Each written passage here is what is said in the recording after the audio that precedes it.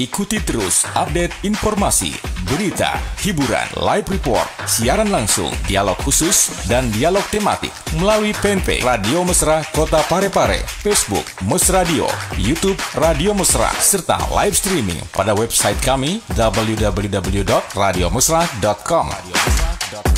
Radio Mesra, mesranya musik dan informasi.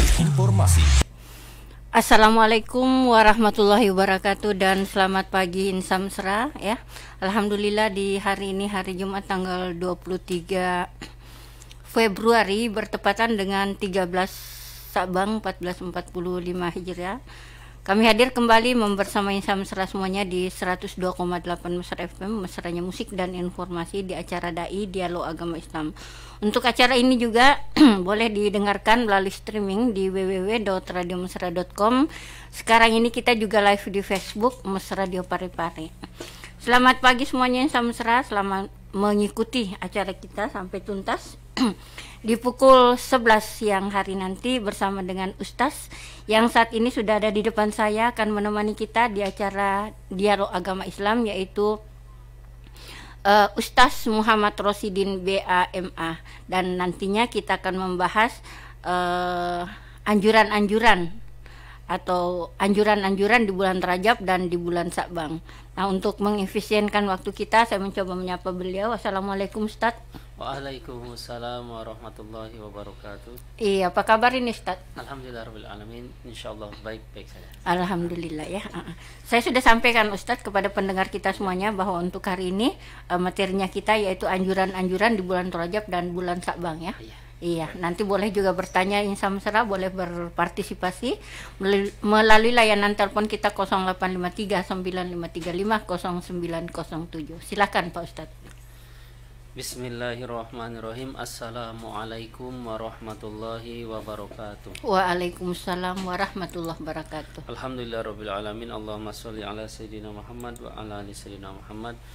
Insan Mesra dimanapun berada, semoga kita semuanya dalam keadaan sehat walafiat di dunia maupun di akhirat, selamat dan murah rizkinya, berkah rizkinya di dunia maupun di akhirat. Amin. Amin ya rabbal alamin. Insan Mesra dimanapun berada, segala puji hanya bagi Allah. Alhamdulillah, salawat dan salam tetap tercurahkan kepada yang mulia baginda Nabi Muhammad sallallahu alaihi wasallam. Allahumma sholli ala Muhammad. Insan Mesra dimanapun berada, insyaallah pada pertemuan kali ini kita akan membahas seputar daripada bulan Rajab dan bulan Sya'ban ya, karena ini masih momentum Sya'ban. Iya. Nah, terus sebelum kita memulai, kita sama-sama bersyahadat nasyhadu alla ilaha illallah wa nasyhadu anna muhammadar rasulullah, dan sama-sama bersolawat Allahumma sholli ala sayyidina Muhammad. Sama-sama kita beristighfar nastaghfirullahal azim, dan kita kirimkan soal ini juga Al-Fatihah kepada siapapun yang kita kenal. Yang sakit semoga Allah sembuhkan, yang punya hajat semoga Allah segerakan, yang punya hutang semoga Allah lunasi, dan khususnya kepada para guru-guru kita, para alim ulama kita, siapapun, baik khususnya yang ada di Sulawesi Selatan, guru-guru kita, andai-andai guruta, para alim ulama, dan umumnya kepada semua ulama yang di Nusantara, dan khususnya juga kepada ulama-ulama semua yang ada di dunia, baik yang masih ada maupun yang sudah meninggal. Kita sama-sama doakan liridha ila syafati Rasulullah sallallahu alaihi wasallam. Al-Fatihah. A'udzu billahi minasyaitonir rajim. Bismillahirrahmanirrahim. Alhamdulillahirabbil alamin arrahmanir rahim maliki yaumiddin. Iyyaka na'budu wa iyyaka nasta'in. Ihdinas siratal mustaqim siratal ladzina an'amta 'alaihim ghairil maghdubi 'alaihim waladdallin. Amin. Amin ya rabbal alamin. Bismillahirrahmanirrahim. Insan Mesra dimanapun berada, kita akan membahas daripada seputar Rajab dan Sya'ban, dan supaya tidak terselingi kita, karena kemarin ada yang bertanya tentang apa kalau tidak salah kemarin itu pertanyaannya salat sunat tahiyatul masjid. Iya, pertanyaannya itu salat tahiyatul masjid. Yang ditanyakannya apanya? Yang kemarin dipertanyakan apakah itu salat sunat tahiyatul masjid itu memang disunahkan atau sunahnya itu sunah apa? Ya, salat tahiyatul masjid ya memang disyariatkan dalam Islam. Jadi dalam hadis riwayat Imam Bukhari nomor hadis sebentar. Salat tahiyatul masjid ya. Apa sih salat tahiyatul masjid? Sebelum kita bacakan hadisnya, salat tahiyatul masjid itu salat sunnah karena kita datang ke masjid. Nah, jadi sebelum duduk kita ada kesunahan bagi orang tersebut, kalau selama dia belum duduk kita sunnah sholat tahiyatul masjid, menghormat ataupun mengagungkan, menghormati masjid, memuliakan masjid. Jadi selama dia belum duduk ada kesunahan untuk sholat tahiyatul masjid. Kalau meninggalkannya bagaimana?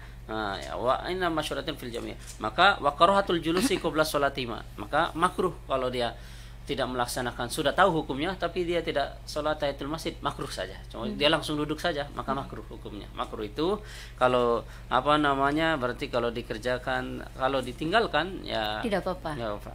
Itu makruh. Kalau dikerjakan dapat pahala. Dapat pahala dikerjakan gitu. Kemudian babu idza dakhala, yaitu kemudian sholat tahiyatul masjid ini di waktu kapan pun. Wa annaha masyru'atun fi jamil awqat.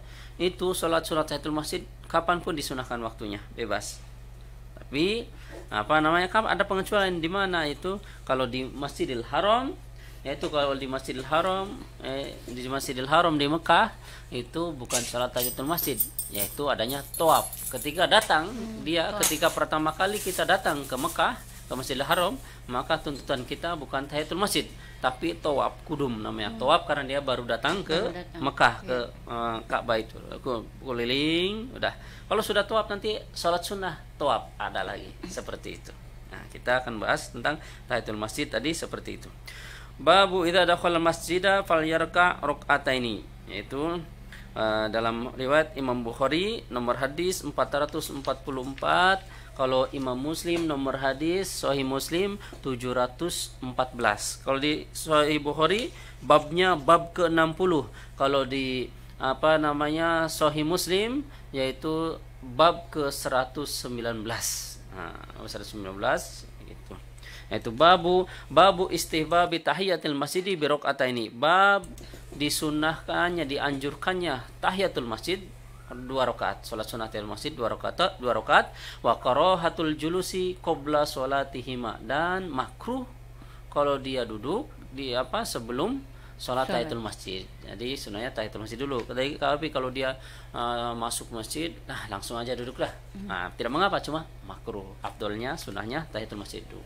Wa nah masyru'atun fi jamil awqat, dan salat tahiyatul masjid tersebut disunahkan, disyariatkan di kapan waktu pun, kapan, kecuali masjid tadi ya, kecuali Masjidil Haram itu.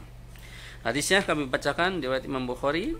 Hadatsana Abdullah bin Yusuf qala akhbarana Malikun an Amir bin Abdullah bin Zubair an Amr bin Sulaimin an Zuraqi an Abi Qatadah As-Salami. Nah, itu tadi perawi hadisnya.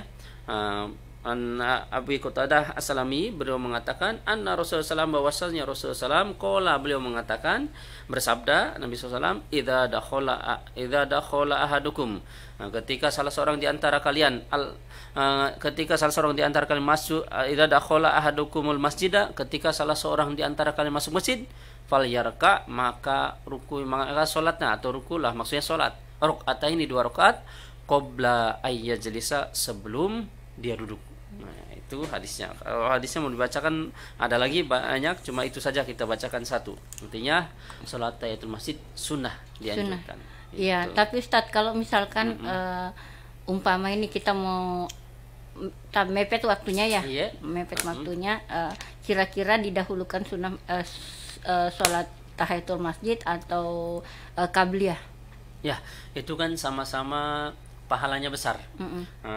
Waktunya mepet. Kalau dikerjakan untuk dijadikan 2 kali mungkin takut keburu qomat atau bagaimana, maka ada 2 caranya. Yang pertama bisa digabung, kan sholat sunnah ataupun puasa sunnah bisa digabung. Yang penting 2 batasannya, berarti sholat tahiyatul masjid plus sholat qobliyah.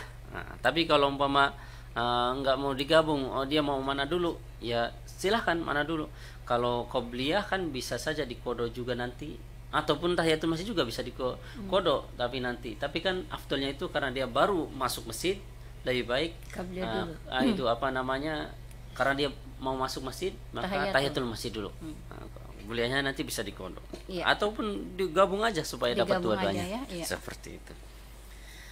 Bahkan ketika kita Jumatan pun ya, ketika di sini juga dijelaskan kalau sholat Jumat, kalau sholat Jumat maka ketika khotib sudah mulai mengutarakan isi khutbahnya, ceramahnya, maka bagi orang tersebut walaupun baru datang, maka sunnah untuk sholat tahiyatul masjid bisa ada dua pilihan bagi orang ketika prakteknya pas hari Jumat. Khotib sudah naik ke mimbar, khotib sudah mengutarakan isi khutbahnya, dia baru datang. Maka ada dua.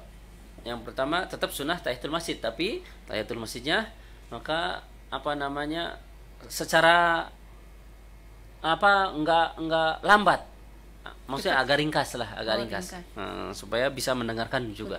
Tapi kalau umpama duduk bisa, kalau dilihat yang khutbahnya ini mau selesai enggak, kalau mau selesai lebih baik duduk langsung gitu. duduk. Kalau masih lama maka sholat tahiyatul masjid dulu. Itu kesunahannya. Tapi tidak ada lagi qabliyahnya Ustaz ya, langsung tahiyatul masjid saja. Ya, kita langsung ke ini permasalahan kita atau apa yang akan kita bahas hari ini, Ustaz? Kesunahan di bulan Rajab Syaban. Ya, bismillahirrahmanirrahim. San besar dimanapun berada, biasanya kalau di momen tersebut kita diingatkan peristiwa ataupun diingatkan tentang amalan-amalan, maka hadirin ataupun insan besar dimanapun berada, ada anjuran-anjuran di bulan Rajab maupun Syaban. Di antaranya ketika bulan Rajab ataupun Syaban, Rasulullah memperbanyak doa itu. Allahumma barik lana fi Rajab wa Syabana wa balighna Ramadan. Terus itu dibaca ketika doanya. Doanya dibaca itu Rasulullah, hadis riwayat Imam Bukhari, Imam Muslim. Kemudian kalau udah masuk Syaban, ya udah berarti Rajabnya dihilangkan nanti. Allahumma barik lana fi Syabana wa balighna Ramadan. Kemudian amalannya bagaimana? Jadi ini jangan sampai kita menyalahkan ataupun membid'ahkan atau apa. Dan juga kita jangan juga mengamalkan yang sesuatu tersebut tidak ada anjurannya, maksudnya tidak dalam syariat ataupun dalam hadis tidak ada. Seperti harus seperti ini, tidak. Pokoknya termasuk daripada bulan Sya'ban juga ada anjuran-anjuran ibadah, di antaranya maka kita akan bahas. Bismillahirrahmanirrahim.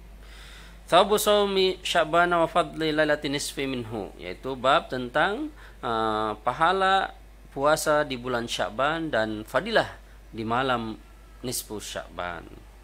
Maka dalam hadis an Usamah bin Zaidin radhiyallahu anhu qala qultu ya Rasulullah lam araka tasumu min syahrin min syahuri ma tasumu min Sya'bana qala dzaka syahrun yakfulun nasu fihi baina Rajabi wa Ramadhana wa huwa syahrun turfa'u fil a'mal ila rabbil alamin fa uhibbu ay yurfa amali wa ana shaimun, rawahu Nasai.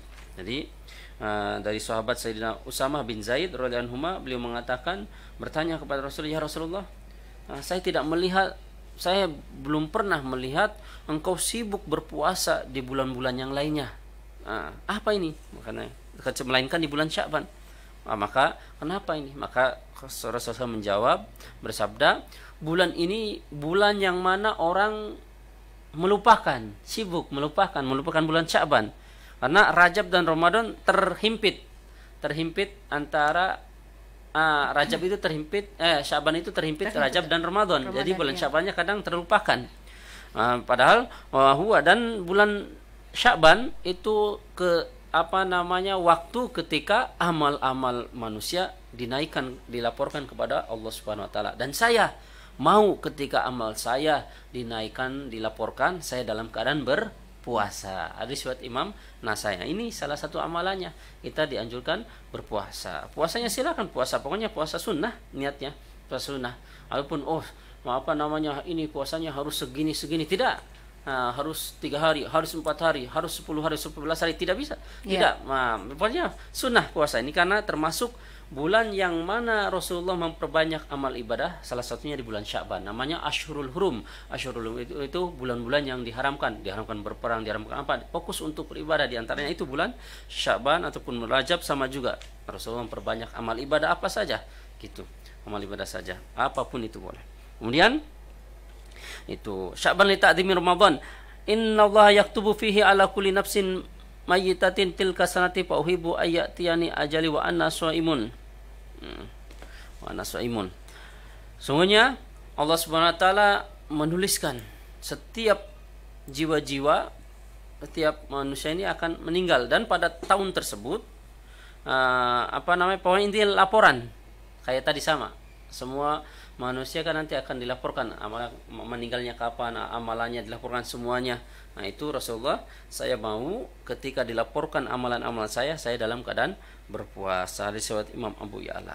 Jadi ada kesunahannya. Jadi kita di bulan Sya'ban boleh puasa, boleh apa, karena itu termasuk Rasulullah pun mengatakan, bahkan di hadis riwayat Imam Bukhari, Bapak Ibu, di hadis riwayat Imam Bukhari, yaitu Imam Muslim juga ada, Imam Muslim, hadis riwayat Imam Muslim, Imam Bukhari, yaitu bab tentang puasa di bulan selain Ramadan. Yaitu wama Abdullah bin Yusuf hadatsana Abdullah bin Yusuf akhbarana Malikun an Abi Nadr an Abi Salamah an Aisyah radhiyallahu anha qalat, ada Sayyidah Aisyah beliau mengatakan, karena Rasulullah SAW dulu Rasulullah SAW yasumu hatta naqula la yuftir. Dulu Rasulullah SAW ketika bulan Sya'ban puasa terus sampai kaya tidak kaya hampir puasa 1 bulan full. Berarti di bulan tersebut Rasulullah ada tidak puasa juga, berarti intinya memperbanyak puasa di bulan Sya'ban. Kemudian wa yuftiru hatta naqula la yasum, dan kadang juga di bulan tahun sebelumnya atau tahun yang akan datang, itu di bulan Sya'ban juga kadang Rasulullah hampir tidak puasa sama sekali, berarti kadang puasa juga di bulan Sya'ban. Wa ma ra'aitu Rasulullah sallallahu istakmala siyama syahrin illa Ramadan, dan saya tidak melihat Rasulullah puasa sempurna melainkan di bulan Ramadan. Umar itu aktsara siyama minhu fi Sya'ban, dan saya tidak melihat tidaklah saya melihat Rasulullah SAW memperbanyak puasa melainkan di bulan Sya'ban. Maksudnya berarti bulan Sya'ban ini ada landasannya. Silahkan Bapak Ibu mau melaksanakan puasa Sya'ban, boleh. Kalau jumlahnya Ustaz ya jumlahnya tidak tidak ditentukan. Kalau ditentukan berarti nanti mewajibkan atau bagaimana, enggak boleh. Jadi itu salah satu kegiatan Rasul ataupun apapun yang dilakukan Rasulullah. Berarti kalau umpama kadang dilakukan, kadang enggak, berarti kita pun boleh melakukan, boleh enggak. Yang tadinya Rasulullah tidak melakukan tapi tidak melarang, berarti boleh juga kalau tidak ada larangannya. Ini terkecuali kalau misalkan ada hal yang Rasulullah tidak kerjakan sementara kita mengerjakan dan berkeanggapan itu wajib dan seterusnya, itu nggak boleh. Seperti sholatnya seperti harusnya 100 rakaat, harus 50 rakaat, nggak ada itu. Boleh kalau mau sholat seperti itu, tapi niatnya bukan sholat saya sholat malam nisfu Syaban, nggak ada sholat malam nisfu Syaban. Sholat memang kan salah satu kemuliaan nisfu Syaban itu di malam pertengahan bulan Syaban. Maksudnya itu bukan berarti malam tersebut istimewa. Kalau istimewa tapi dia maksiat, enggak istimewa. Intinya kita mendekatkan diri kepada Allah, terserah dengan baca zikir kah, dengan baca Quran kah, dengan amalan yang lain kah, dan seterusnya boleh ini semuanya. Malah saya pernah baca atau dengar juga Ustaz, kalau malam nisfu Sya'ban itu kita dianjurkan untuk membaca Yasin sampai 3 kali. Ya, itu biasanya para ulama, para ulama al-sunnah wal jamaah ataupun di kampung-kampung seperti itu. Ya intinya kan mengajak orang untuk berkumpul berjamaah bersama-sama, doa bersama. Kan intinya di dalamnya baca Quran. Diniatkan untuk apa? Niatnya untuk panjang umur. Boleh saja. Niatnya untuk apa? Murah rezekinya, boleh. Niatnya untuk panjang umur supaya dia bisa beramal kebaikan. Kemudian niatnya apa? Untuk hajat-hajat, boleh semuanya. Ataupun enggak baca Yasin, niatnya baca yang lain, ataupun niatnya kumpulnya zikir kah, sholawat kah, boleh semua. Karena menyambut salah satu malam yang istimewa, menyambutnya gitu. Tapi kalau kita menyambutnya dengan cara yang tidak benar, ya tidak bagus juga. Itu maka dibolehkan semuanya. Dibolehkan ya. Dibolehkan. Yang nggak boleh itu harus seperti ini, harus seperti itu. Sholatnya harus 50 rakaat, nggak ada. Boleh kita sholat 50 rakaat, 100 rakaat, tapi niatnya apa? Sholat mutlak. Kan sholat mutlak nggak ada ininya, nggak ada batasannya. Silakan mau berapa rakaat pun. Sholat mutlak itu sholat sunnah mutlak. Niat saya sholat sunnah, udah. Niat saya sholat sunnah karena Allah. Mau berapa rakaat terserah kita, mau 1000 rakaat, mau berapa. Saya hampir lupa nih Ustaz. Kemarin ternyata ada pertanyaan titipan juga masalah sholat sunat itu. Mumpung Ustaz tadi sampaikan, langsung saya ingat. Itu kalau misalkan biasanya nih Ustaz, kita bernazar kalau misalkan saya lulus saya akan nazar sholat sunnah. Itu niatnya bagaimana itu? Udah, niat sholat sunnah nazar. Gitu. Nazar. Iya. Oh, di sunnah bisa nazar. Bisa juga sholat sunnah mutlak ataupun sholat sunnah hajat bisa. Karena itu kan nazar. Nazar itu harus ditunaikan. Sholat sunnahnya dia niat sholat sunnah apa? Kalau nggak ditentukan berarti sholat sunnah saja. Kalau ditentukan, saya niat nanti kalau saya niat sholat sunnah hajat, ya udah sholat sunnah. Nanti kalau ini saya sholat sunnah saya niat sholat sunnah apa, maka ditentukan. Tapi kalau nggak ada ketentuannya, cuma saya nazar saya niat sholat sunnah, maka nanti namanya sholat sunnah mutlak. Seperti itu. Iya. Ini Samsera, siapa tahu ada yang ingin bertanya seputar pembahasan kita hari ini, silahkan. Kita tetap tunggu ya. Kita buka layanan telepon 0853 9535 0907. Selamat bergabung untuk Ibu Haji Rana Umar yang mendengarkan acara ini ya. Terima kasih selalu setia. Siapa tahu ada yang ingin dipertanyakan, Bu, silahkan, kita tunggu ya. Oke, dilanjut lagi, Ustaz. Ya, kemudian juga Bapak Ibu yang dirahmati Allah Subhanahu wa taala, biasanya ketika malam nisfu Syaban kita kumpul, itu kumpul baca zikir kah, baca Quran kah, ataupun ngaji apa, diperkenankan. Karena malam tersebut malam yang dimuliakan. Bukan memuliakannya berarti malam istimewa. Tidak ada semuanya sebetulnya malam istimewa, tapi ada ketentuannya. Ada malam nisfu Syaban seperti dalam hadis kan, malam nisfu Syaban termasuk agung karena apa? Di antaranya ketika bulan Syaban itu laporan amal kita itu dilaporkan. Itu para alim ulama itu mengajak supaya orang itu kumpul tambahan amalan. Nah, kalau bisa tiap malam amal, tapi kalau enggak di momentum tertentu diajak untuk sama-sama. Ada orang yang ketika kumpul terus ngasih makan, ngasih sedekah, ngasih kue, jajan ketika malam nisfu Syaban kan niatnya sedekah. Itu kan ibadah juga berpahala. Jadi jangan sampai dibid'ahkan, disalahkan. Iya. Nah, itu yang kalau biasa yang dibid'ahkan begitu karena dipikir ini kan amalan tidak pernah dikerjakan Rasulullah di zamannya. Iya. Padahal sesuatu yang tidak diamalkan Rasulullah tapi tidak bertentangan, maka tidak mengapa. Kalau mau dikatakan amalan yang tidak dilakukan Rasulullah banyak sekali. Contohnya ini. Kita ini mengaji nih, kita ini belajar agama ini. Kan belajar agama itu ibadah. Dalilnya hadis Imam Bukhari Muslim, artinya saja langsung, kalau kami hafal tapi artinya juga saja langsung. Menuntut ilmu itu wajib bagi muslim laki-laki maupun perempuan dari semenjak lahir sampai ke liang lahat. Berarti wajib menuntut ilmu agama. Nah, ini kan kita belajar menuntut ilmu agama nih. Tapi caranya tidak dengan cara Nabi, tidak dengan cara para sahabat, orang-orang salaf, dengan online seperti yang dengan enggak ada. Nah, tapi kan ini bid'ah yang hasanah yang baik boleh. Ada bid'ah hasanah, ada bid'ah dolalah. Kalau hasanah yang baik silakan dilakukan. Kalau yang dolalah yang tidak bagus, yang sesat, maka tinggalkan. Tidak usah. Karena secara bahasa bid'ah itu yang baru. Tapi kalau secara syariat sesuatu yang baru yang tidak ada zaman Nabi, kemudian tidak ada zaman para sahabat, tabi'in ataupun salaf, dan dia bertentangan dengan syariat, itu yang tidak boleh. Bertentangan dengan syariat. Nah, itu contohnya sholat, kita sholat subuh 3 rakaat, udah jelas nggak bisa. Suatu bid'ah sekali gitu. Makanya kalau dalam ulama Ahlus Sunnah wal Jamaah, bid'ah itu terbagi-bagi. Ada bid'ah hasanah secara global ya, bid'ah dolalah 2. Tapi ini dibagi lagi. Bid'ah hasanah yang baik dibagi lagi, ada bid'ah wajib, bid'ah mubah, bid'ah makruh, dan seterusnya. Contohnya bid'ah wajib, seperti Al-Quran. Kan wajib bid'ah. Itu kalau dibukukan. Rasulullah nggak pernah membukukan Al-Quran, nggak pernah memerintahkan untuk membukukan menjelikan Al-Quran, tidak pernah. Nah, ini kan pertama kali dibukukan di dalam kitab Al-Itqan fi Ulumil Quran ataupun Tibyan fi Ulumil Quran, tentang pembahasan Al-Quran, itu kitabnya. Nah, itu pertama kali membukukan itu ketika Khalifah Sayyidina Abu Bakar, diusulkan oleh Sayyidina Umar. Itu pun tidak langsung serta-merta Sayyidina Abu Bakar mau. Saya tidak mau yang melakukan yang Rasulullah tidak melakukan dan tidak memerintahkan. Terus datang lagi Sayyidina Umar sambil berdoa kepada Allah, ya Allah, semoga usul ini diterima, dilenturkan. Nah, datang lagi, tidak lagi. Akhirnya kelamaan itu pertimbangannya gini, karena zaman dulu kan masih banyak perang. Orang-orang hafiz itu banyak berguguran. Al-Quran dulu kan di hati-hati para sahabat. Ada yang di pelepah kurma, di pohon-pohon, ada yang batu-batuan, terpisah-pisah. Maka diusulkan lagi, itu pertimbangannya, daripada para hafiz Al-Quran meninggal, banyak meninggal, hilang Al-Quran. Kalau gitu iya juga ya, pertimbangannya itu.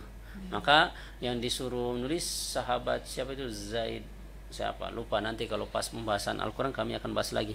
Itu pun tidak mau. Saya lebih baik sahabat tersebut yang disuruh nulis, saya tidak mau saya lebih baik memindahkan gunung di suatu tempat ke tempat yang lain daripada memindahkan Al-Quran. Itu saking beratnya. Tapi dibujuk-bujuk lagi sama Khalifah Sayyidina Abu Bakar, Sayyidina Umar. Pertimbangannya seperti ini, seperti daripada habis Al-Quran hilang, berguguran, maka Al-Quran hilang. Oh ya udah, lama ditulis. Seperti itulah. Nanti pembukuan lagi besar-besaran lagi ketika zamannya Sayyidina Utsman. Betul enggak ini tulisannya semua betul, direvisi, diperlihat betul-betul enggak? Ya betul. Makanya nanti di Al-Quran itu tulisannya semua di depannya Rothmul Utsmani, tulisan di zaman Utsman dan seterusnya. Itu bid'ah wajib. Karena Rasulullah tidak melakukan. Kenapa wajib? Karena demi terjaganya Al-Quran, maka wajib. Seperti bid'ah juga tahsin, tajwid, kemudian apalagi istilahnya yang biasa mereka salah-salahkan, padahal mereka juga kadang mengadakan pengajian tahsin, ada tajwid, ada tahsin itu tahsin itu memperbagus, maksudnya memperbagus irama. Bacaannya, bukan iramanya saja, tapi cara bacanya, hurufnya. Itu tahsin itu hasana yuhasinu tahsinan kalau dalam gramatikal mutata bahasa Arabnya, memperbagus, maksudnya memperbagusnya bacaannya, hurufnya betul enggak, ini makhrajnya, cara keluar hurufnya betul enggak. Tajwid, kalau tajwid itu sama juga sebenarnya, cuma beda bahasanya saja. Seperti apa ya,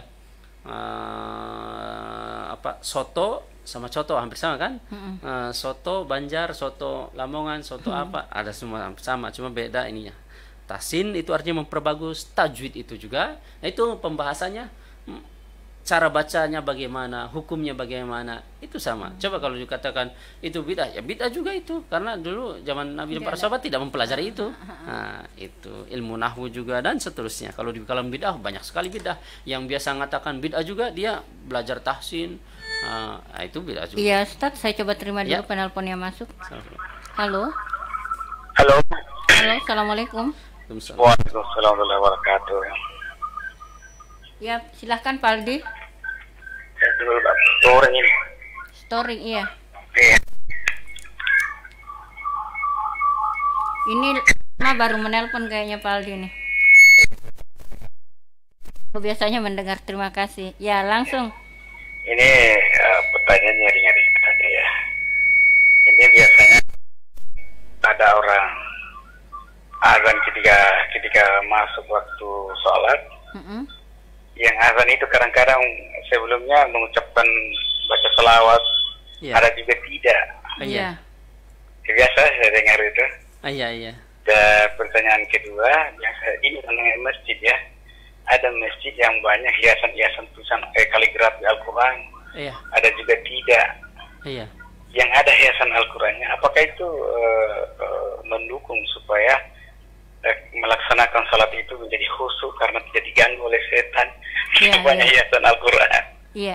Itu saja pertanyaan. Assalamualaikum warahmatullahi wabarakatuh. Waalaikumsalam warahmatullahi wabarakatuh. Dua pertanyaannya, Umi ya. Iya. Yang pertama yaitu apa tadi? Biasanya sebelum azan. Sebelum azan ya. Pas seorang muazin yang tukang azan, yang biasa azan, itu sebelum azan biasanya terkadang ada yang melantunkan sholawat atau apa. Bagaimanakah itu hukumnya ya? Kalau tidak salah itu seperti itu pertanyaannya. Maka secara hukum boleh saja Bapak Ibu sebelum azan mau baca apapun boleh, baca Quran, baca apa, umpama sebelum sholat, sebelum azan kita baca Al-Fatihah, a'udzubillahi minasyaitonir rajim, bismillahirrahmanirrahim, alamin arrahmanirrahim maliki yaumiddin, sampai selesai baru Allah akbar, boleh kan? Ketika baca Al-Qurannya itu Al-Quran sendiri. Setelah selesai baca Al-Quran, setelah selesai baca Al-Fatihah, baru dia baca azannya. Kecuali yang tidak boleh itu di tengah-tengah azan Allahu Akbar diselingi baca Al-Fatihah, itu yang nggak boleh. Kan sebelum azan jangankan mau sholawat, mau baca WhatsApp, mau balas WhatsApp, mau baca Facebook, mau apapun boleh, karena belum azan, kan belum masuk azannya. Maksudnya lafal kapan terhitung azan? Ketika sudah dilantunkan lafaz Allahu Akbar, maka itu terhukumi azan. Babnya azan harus azan semua isinya. Kalau diseling-selingi yang lain yang tidak boleh. Gitu. Kalau sebelum azan mau baca apapun boleh, apalagi kalau dia niatnya apa sih? Kalau Orang yang misalnya baca sholawat pasti niatnya itu kalau tadi mungkin pertanyaannya ya, tadi Pak Aldi ini sholawatnya itu suaranya dikencangkan. ya. Bagaimana itu Ustaz? Ya boleh, walaupun dikencangkan sebelum baca sebelum baca Azan, iqamat kah, sebelum azan mau kencang mau enggak, tetap boleh hukumnya. Boleh, ya. Nah, kalau dia niatnya karena Allah, berpahala lagi. Kalau niatnya memang mau bersolawat, berpahala lagi. Kalau niatnya supaya dia mengingatkan orang juga supaya bisa teringat akan sholat, berpahala lagi. Yang nggak boleh itu dicampur aduk lafaz azan dengan yang lainnya, yang nggak boleh. Itu kalau sebelum azan mau baca WhatsApp, mau balas WhatsApp pun boleh. Mau sebelum azan mau baca yang lain dulu, nggak boleh, ya boleh semua. Nah, kalau umpama pas sudah mulai azan dikumandangkan, diseling-selingi itu yang tidak boleh. Iya. Terus pertanyaan yang kedua tadi. Yang kedua itu masjid bagaimana yang ada kaligrafinya. Iya. Nah, kaligrafinya kan itu sebagai salah satunya hiasan dan juga salah satunya itu juga untuk mengingatkan artinya sebetulnya. Itu kan artinya kadang inna sholatana anil fahsya'i wal munkar, sungguhnya sholat itu mencegah perbuatan keji dan mungkar, kalau yang tahu, yang mengerti artinya. Kemudian innama ya'muru masjidallah, sesungguhnya hanyalah orang-orang yang memakmurkan masjid-masjid lah, dia yang beriman kepada Allah dan Rasulnya dan di hari kiamat. Nah, itu kan salah satu tulisan-tulisan yang ada di kaligrafi masjid. Bagaimanakah itu, mengganggu tidak? Kalau tinggi dan kitanya tidak melihat, ya tidak mengapa. Kalau kita walaupun tidak ada kaligrafi, kalau kita ingat ke sana kemari ya sama juga. Memang sholat itu susah. Tapi bagaimanakah hukumnya kalau mau dikasih kaligrafi? Boleh juga. Nah, masing-masing dikasih kaligrafi karena itu termasuk salah satunya dakwah. Dakwahnya itu tulisan tersebut isinya apa? Niatnya. Niatnya isinya berarti kalau hiasan dikesampingkan dulu lah hiasannya. Niatnya dakwah dulu. Niatnya dakwah, isinya kaligrafi, isinya apa artinya? Kalau artinya disantumkan juga artinya kalau bisa supaya orang tahu artinya ini, berarti orang Islam itu seperti ini supaya artinya juga tahu. Kalau bisa agak tinggi supaya ketika sholat tidak terlihat. Kalau pendek-pendek di bawah malah nanti ketika sholat itu terlihat. Yang dibaca, dibaca seperti itu. Kalau bisa yang itu juga pengumuman khas atau apa, kalau bisa bagusnya di samping supaya nggak melihat yang sholat. Kan yang sholat itu kan melihatnya ke depan kan. Nanti lihat kas masjid segini, ini segini gitu. Malah sekarang itu saya lihat Ustadz di masjid-masjid itu tambah aksesoris masjidnya dengan pas itu pas di depan imam itu pakai pintu Ka'bah dan segala macamnya ya. Enggak apa-apa ya. Supaya akan menghayati juga merasakan seolah-olah itu Ka'bah, ingatkan. Ya memang kalau kita sholat ya ingat pada Allah, semoga kalau kita ingat Ka'bah juga tidak mengapa. Kemudian kan itu juga salah satu dakwah supaya kita ingat, semoga kita sampai ke sana, semoga kita bisa segera sampai ke sana, semoga nanti kita bisa sholat di sana. Kan itu salah satu dakwah juga. Iya. Gitu. Ya, untuk Pak Aldi jawaban Pak Ustadz saya rasa cukup dipahami. Masih ada kesempatan Pak Ustadz 5 menit lagi nih. Iya. Idza kanat lailatul nisfi sya'bana faqumu lailaha wasumu naharuha fa innallaha tabaraka ta'ala yanzilu li ghurubi syamsi ila sama'id dunya fayaqulu ala man mustaghfirin faaghfirullah, ala manis mustarzikin faarzuqah, ala min mubtalan fa'afiyah, ala kadza hatajtu al-fajri. Nah, itu ketika Nabi SAW bersabda dari Sayyidina Khuzaimah Ibnu Majah, dari hadis Imam Ibnu Majah dengan sanad dari Sayyidina Ali radhiyallahu anhu dari Nabi SAW, beliau bersabda, ketika malam nisfu Sya'ban maka kalau bisa kalian sholatlah malamnya, kemudian siangnya puasa, karena Allah Subhanahu wa taala turun ketika matahari sudah terbenam pada malam nisfu Sya'ban, maka Allah turun ke langit dunia. Maksudnya turun berarti rahmatnya, bukan Allahnya turun. Rahmat Allah entah dengan diutusnya malaikat Jibril bagaimana caranya, ataupun rahmatnya saja itu. Maka Allah SWT mencari, maksudnya mengatakan, berfirman, siapa yang meminta ampun maka akan aku ampuni, siapa yang minta rezeki akan aku beri, siapa yang minta kesehatan akan aku sehatkan. Nah, itu maksudnya pada malam tersebut kalau bisa mendekatkan diri kepada Allah. Dengan cara apa? Silahkan dengan baca Quran kah, silahkan dengan apa, yang penting ibadah kepada Allah. Siapa yang seperti ini akan dikabulkan, siapa yang seperti ini hatta yatul fajar, sampai terbit fajar. Hadis riwayat Imam Baihaqi di dalam fadilah, bab tentang fadilah waktu. Nah, itu ada anjurannya. Kita silakan. Puasanya bagaimana?